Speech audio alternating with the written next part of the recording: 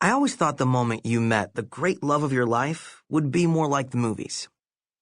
Not exactly like the movies, obviously, with the slo-mo and the hair blowing in the breeze and the swelling instrumental soundtrack. But I at least thought there would be something, you know?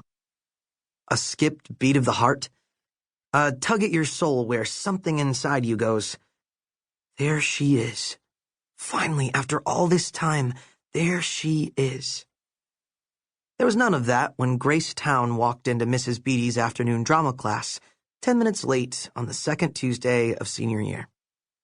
Grace was the type of person who made an impression on any room she walked into, but not for the kind of reasons that generate instant and undying affection.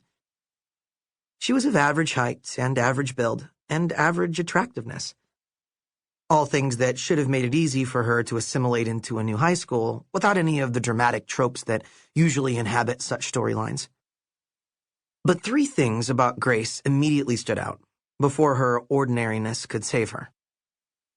1. Grace was dressed head to toe in guy's clothing. Not the tomboy, skater girl kind of look either, but legitimate dude's clothing that was way too big for her. Jeans that were meant to be skinny were held on her hips by a belt. Despite it being only mid-September, she wore a sweater, a checkered shirt, and a knit cap, and a long leather necklace with an anchor on the end. 2. Grace looked unclean and unhealthy.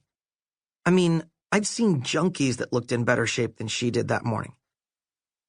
I hadn't really seen that many junkies, but I'd seen The Wire and Breaking Bad, which totally counts. Her blonde hair wasn't brushed and was badly cut. Her skin was sallow, and I'm almost certain if I'd smelled her at any point during that day, she would have reeked. 3. If all this wasn't enough to really screw over her chances of fitting in at a new high school, Gracetown walked with a king. And that's how it happened. That's how I first saw her.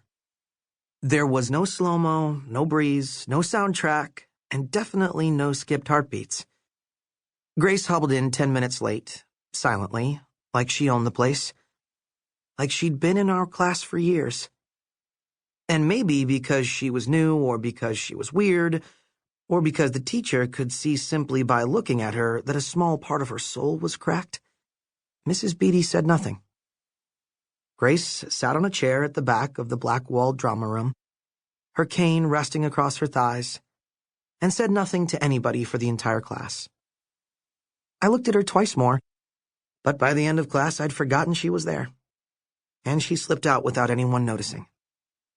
So, this is certainly not a story of love at first sight.